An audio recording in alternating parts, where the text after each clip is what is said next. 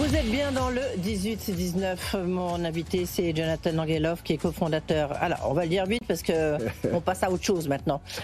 Cofondateur d'Aircall, d'Aguesso Capital, et puis d'un nouveau bébé qui s'appelle Offstone, un club d'investissement immobilier. Bonsoir, Jonathan Angelov. Bonsoir. Merci d'être là.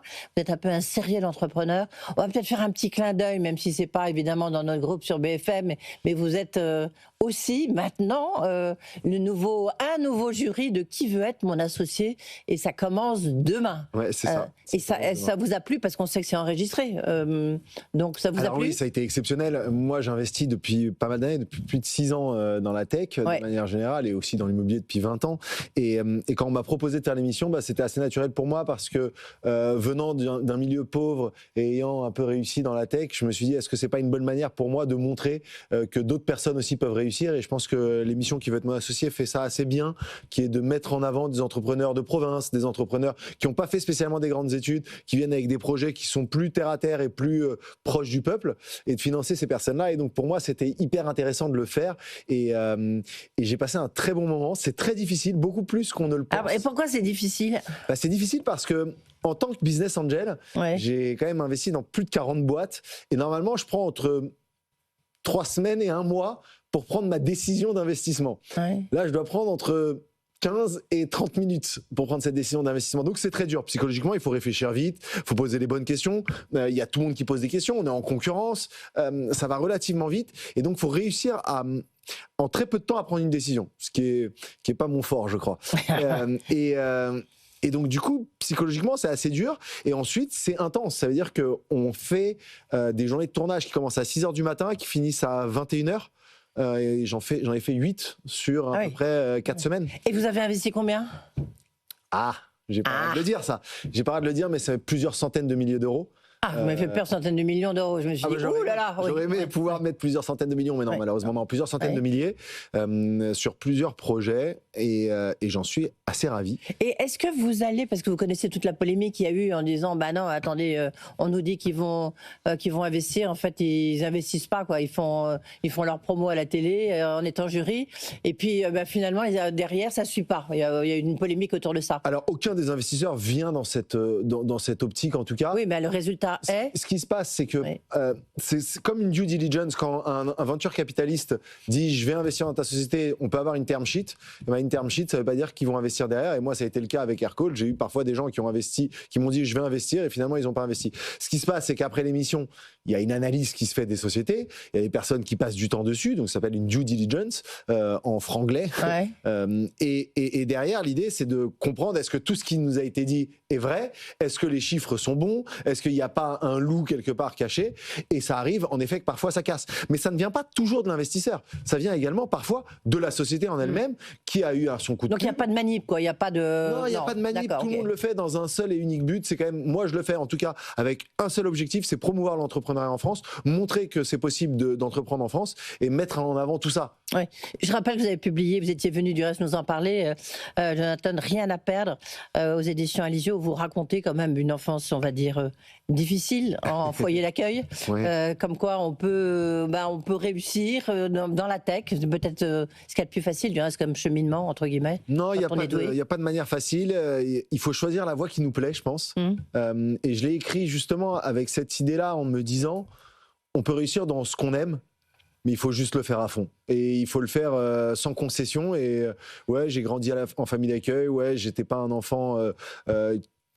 en qui les gens pouvaient croire, mais je me suis attaché à ce que je faisais et j'ai travaillé dur. Et j'ai créé Aircall, qui est devenue une des licornes françaises, Aguesso Capital, qui a aujourd'hui plusieurs hôtels à Paris et des dizaines d'immeubles. Et aujourd'hui, Offstone, je remets les gants. Et je remets alors justement, ça y est. Donc, parce que Aircall, vous êtes cofondateur, mais vous avez un peu quitté, vous avez un peu enlevé les gants, si j'ose dire, de l'opérationnel. Aguesso Capital, vous en occupez. Et puis donc, aujourd'hui, vous lancez Offstone. Offstone, vous dites, c'est un club deal, puisqu'on vous dit toujours un mot sur deux en anglais, en franglais. C'est une plateforme d'investissement en immobilier. Racontez-nous l'histoire et qu'est-ce que ça fait de se relancer dans l'entrepreneuriat? Alors, l'histoire, en fait, elle est assez intéressante parce que c'est vraiment un cheminement de ma vie. J'ai commencé à investir dans l'immobilier lorsque j'avais 19 ans, en faisant des petits prêts étudiants et en enchaînant un petit peu ça. Et durant toute ma vie, j'ai investi dans l'immobilier. Pendant ma période Aircall, j'ai acheté mon premier hôtel en 2018 et je les ai enchaînés comme ça jusqu'à avoir déployé plus de 200 millions d'euros. J'ai acheté 200 millions d'euros d'immobilier. Certains ont été revendus, évidemment. Il y a eu des allers-retours dans tout ça. Je ne possède pas de 200 millions d'immobilier aujourd'hui. Mais j'ai acheté pour autant. Et au fur et à mesure des années, des copains voulaient investir à mes côtés. Après, c'était les copains de mes copains qui voulaient investir à mes côtés. Et après, c'était un peu monsieur tout le monde qui me contactait sur les réseaux sociaux, qui me contactait directement sur le site d'Aguesso Capital. On veut investir avec vous. Et tout ça a fait un effet boule de neige où il y a un moment, j'avais des centaines de personnes qui me disent « Jonathan, on aimerait investir à tes côtés, on aimerait faire les mêmes deals que toi, je veux placer mon argent dans l'immobilier. » Et donc, on le faisait un petit peu à la main avec des boucles de mails, quelque chose d'assez artisanal. Et je me suis dit, mais on doit sortir de ça. On doit créer quelque chose qui rend accessible l'investissement en immobilier. Et donc, on a créé Offstone avec cette idée de faire une plateforme d'investissement où vous venez, vous vous inscrivez à la plateforme et vous avez accès à tous nos deals. Vous pouvez investir avec nous. Vous savez exactement dans quoi vous investissez. Pas comme dans un fonds d'investissement où lorsque vous investissez sur une stratégie et vous savez pas ce qu'ils vont acheter. Moi, je donne accès aux personnes, à mes investissements et ils vont investir avec moi, avec tout ce que je leur donne. Et en dehors du fait que ce soit une plateforme d'investissement, parce que c'est sympa, mais on va créer des événements autour de ça. On va avoir des dîners, on va avoir des conférences. Vous voulez créer une communauté autour de ça, en fait? Une communauté, parce que je crois en une chose, c'est qu'on peut devenir le plus gros investisseur immobilier de France, voire d'Europe, dans les années qui suivent, si on est capable de fédérer et que les gens adhèrent à ce concept qui est de dire, quand on investit dans l'immobilier, si on n'a pas skin in the game, si on n'a pas les mains dedans, c'est-à-dire qu'on est conflicte. C'est un peu du crowdfunding, non, que vous faites, non? C'est pas du tout du crowdfunding, parce que du crowdfunding, c'est des courtiers, c'est des personnes qui ne prennent pas de risques. Ouais. Ils prennent un opérateur, ils prennent des investisseurs et ils prennent un fees au milieu, ils prennent aucun risque. Moi, je prends tous les risques. Je pose. C'est les investisseurs, pardonnez-moi, c'est ceux qui vous donnent de l'argent. Moi, je mets de l'argent. Qui prennent le risque. Oui. Moi, je mets également de l'argent. Oui. Dans tous mes deals, je mets de l'argent. Et j'ai investi aujourd'hui plus de 200 millions d'euros dans l'immobilier. Non, mais continue, en fait. Là, par exemple, vous allez. Alors, déjà, pour adhérer à Offstone, c'est 1 500 euros par an. Voilà. Bon, c'est une cotisation qui n'est pas énorme. Enfin, bon. On investit sur. Vous nous exposez tous les investissements. C'est ça. C'est à partir de 20 000 euros après par investissement. Ouais. Et par exemple, je sais pas, c'est un hôtel qui vaut, je dis n'importe quoi, 10 millions. Jonathan Angelov, il met quoi? Il met 5 millions. Il met combien sur le projet? Alors, moi en personnel ou Offstone? C'est-à-dire moi, on va dire que nous, Offstone, la structure Offstone va mettre 5% de l'argent. D'accord. Le reste va être apporté par les investisseurs externes et le complément, donc la grande majorité, via une banque qui va après, évidemment, faire l'effet de levier. Donc, même principe que dans l'investissement classique, quand on achète son studio ou son appartement, on met entre 10 et 20% d'apport et le reste est apporté par une banque. Nous, là, ça sera plutôt entre 20 et 40% d'apport et le reste sera apporté par une banque. Mais moi, je mets de l'argent systématiquement dans les projets. Donc, je ne suis pas comme un fonds d'investissement parfois où que ça marche ou ça marche pas, en fait, eux, ils prennent de l'argent. Moi, je prendrai de l'argent que si ça fonctionne. Et je protège mes investisseurs à hauteur de 8%. C'est-à-dire que si... Ça veut dire quoi, ça? Oui, parce qu'il faut être précis quand vous dites protéger, parce que c'est pas une garantie. Alors, la garantie est en tout cas que moi, je ne me rémunère pas c'est ça. En dessous de 8% de gains pour mes investisseurs. Ce qui est quand même pas mal. 8% TRI, on voit que le livret A actuellement autour de 2%. Je trouve que c'est quand même pas mal. Oui, mais c'est pas risqué le livret A. C'est pas risqué, on est d'accord. Donc il y a toujours un risk-reward. Moi, le risque qu'on va prendre, c'est de l'immobilier. Et c'est pour ça que c'est l'asset que je préfère, même si j'investis énormément aussi dans la tech, c'est que l'immobilier ne peut pas aller à zéro. C'est-à-dire qu'on achète un immeuble, vous parliez d'un hôtel tout à l'heure, on achète 10 millions, il ne va pas valoir zéro. Il peut valoir 8 ou 9. Et il y aura une perte, mais c'est des petites pertes, c'est 10-20%. Mais à première vue, vu que nous, on fait ce qu'on appelle dans le jargon immobilier du value add, donc à valeur ajoutée, c'est l'immobilier à valeur ajoutée, donc on achète des biens qui sont en mauvais état, qui doivent être repensés. Et donc on ajoute de la valeur, on fait des travaux, on repense l'usage, on refait vraiment tout dans le bien pour que le bien ait plus de valeur derrière. Alors, la question, pardonnez-moi de poser toutes ces questions, mais je suis aussi là pour ça. Hein, j'adore les questions, j'adore me faire challenger. Non, c'est que vous vous rémunérez combien sur les montants apportés, parce que c'est une forme quand même de fonds d'investissement. C'est le même principe. C'est un peu le même principe. Donc il y a un carrying interest. Donc il y a les équipes se font rémunérer, c'est de l'ordre de 20%. Après le fonds c'est 2%. Alors, on est là-dedans. Ouais, c'est vraiment le même principe qu'un fonds d'investissement sur la partie rémunération. C'est-à-dire qu'il y a des management fees qui sont faits pour juste soutenir la structure Offstone pour que ça fonctionne, pour qu'il y ait un service client, pour que les personnes puissent organiser, pour que on paye à chaque fois que quelqu'un investit, on paye un pourcentage des sommes investies aux sociétés qui gèrent l'argent entre guillemets. Donc il y a 2% de frais et après c'est le carry d'intérêt qui est à 20%. 20% uniquement évidemment sur leurs gains au-delà de 8%. Et donc, si eux, ils font, disons, 10 ou 12% de TRI, nous, en effet, on aura pris 20%. Mais eux, leur TRI est toujours calculé net de nos frais.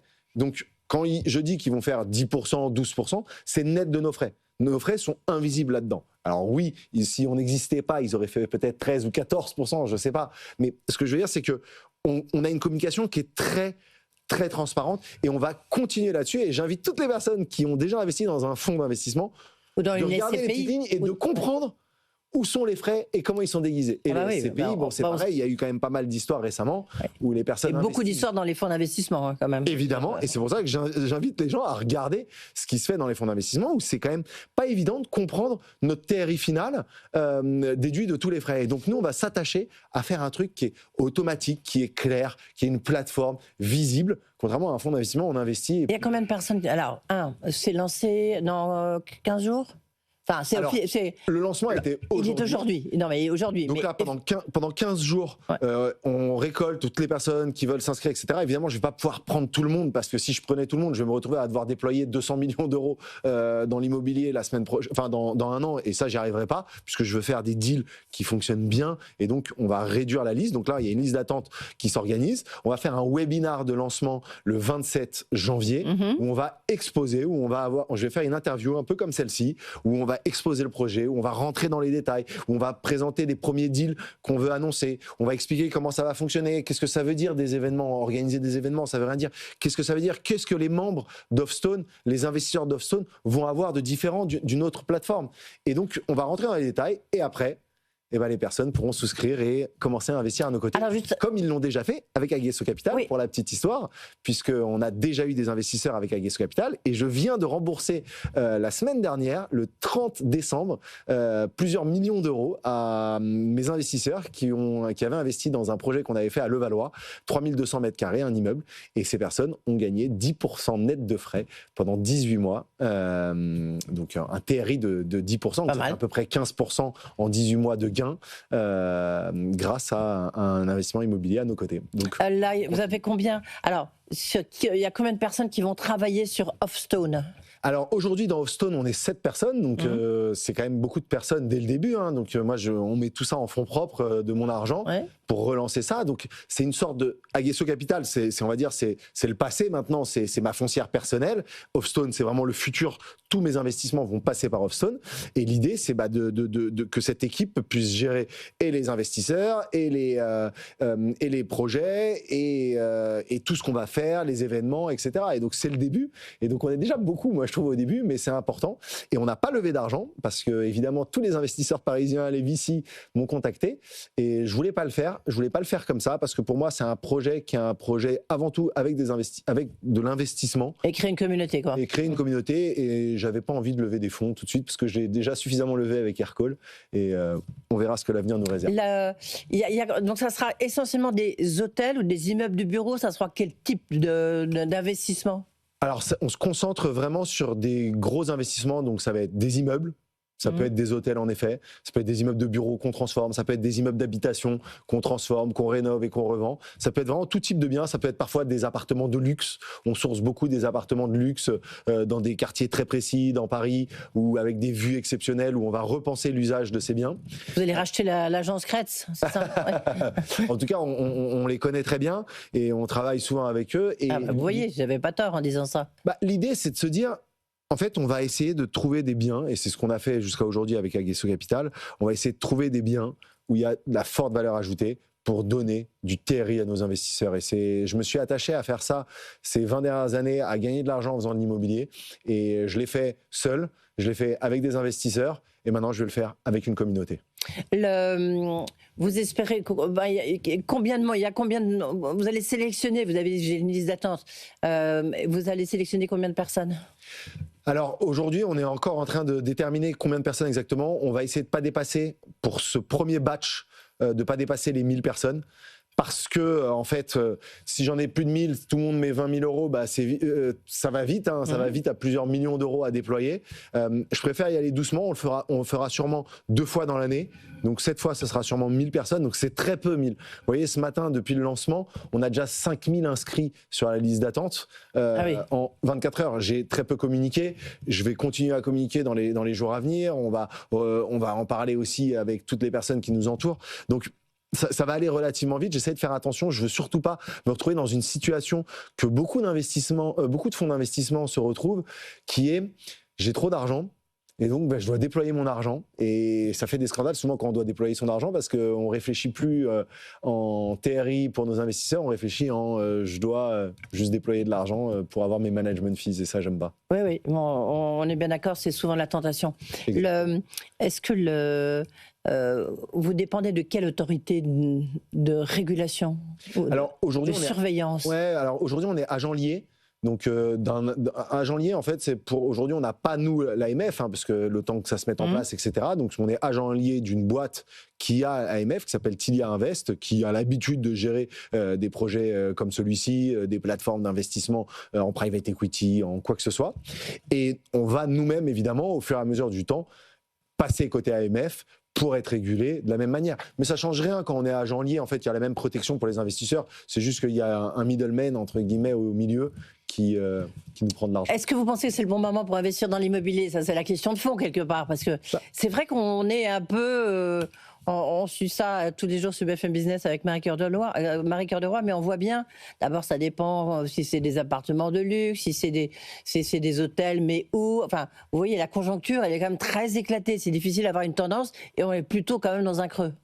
Alors, de manière générale, il faut continuer à investir son argent dans l'immobilier parce que c'est une valeur refuge.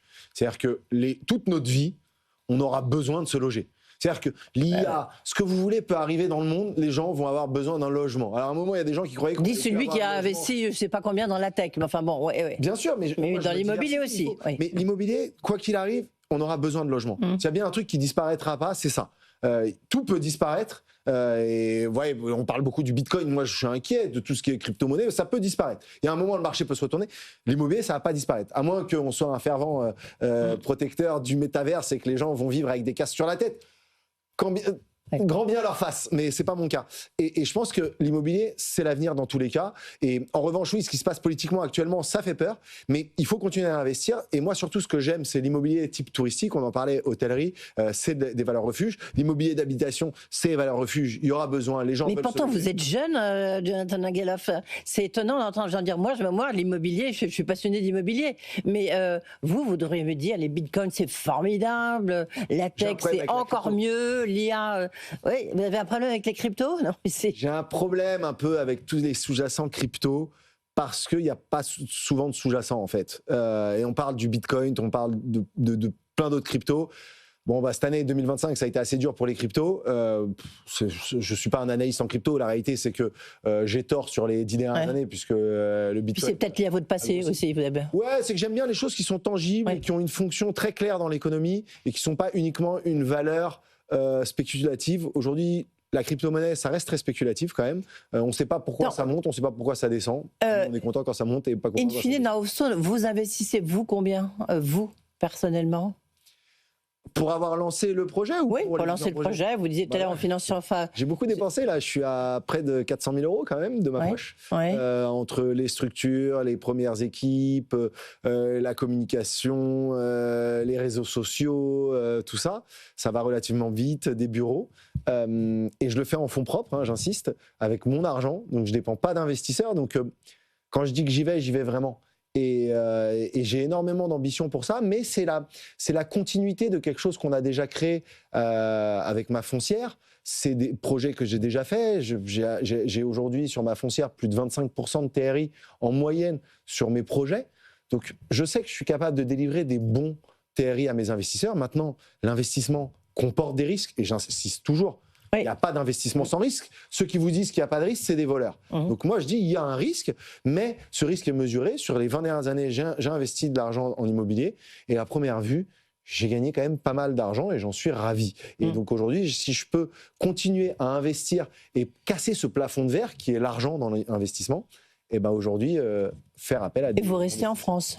Et je suis en France. Oui, non, mais malgré les budgets, les taxes sur les holdings, les taxes sur les entreprises, les taxes, oui. Je suis très inquiet de ce que fait actuellement le gouvernement. Je trouve qu'on a un gouvernement qui a une approche de politicien. Et aujourd'hui, je pense qu'il faut qu'on repense notre manière de diriger un pays comme une entreprise. Un gouvernement doit être à minima à l'équilibre. On ne peut pas avoir un gouvernement qui perd de l'argent tous les ans, ça c'est pas possible. La mairie de Paris, on l'a vu ce qui s'est passé pendant pas mal d'années. On est passé d'un gouvernement qui pourtant était un gouvernement de gauche, on avait Delanoë à Paris et pourtant on était à l'équilibre et du jour au lendemain on s'est retrouvé avec des dettes colossales. C'est pareil sur le gouvernement, on doit changer de paradigme. On doit baisser nos dépenses. On ne peut plus vivre comme ça. Eh bien, vous n'avez qu'à vous présenter, ça sera peut-être le prochain défi. Ça, je serai très mauvais politicien. Merci beaucoup, Jonathan Nangelhoff. Donc, on a compris, si ça vous intéresse, Offstone. En tous les cas, cela dit, j'ai cliqué dessus, le site était inaccessible, je vous signale. Oui, parce qu'il y a beaucoup de gens. Il y a trop de monde. Ah ben voilà, il y a trop de monde. Ça a été terrible. Merci beaucoup d'avoir été avec nous.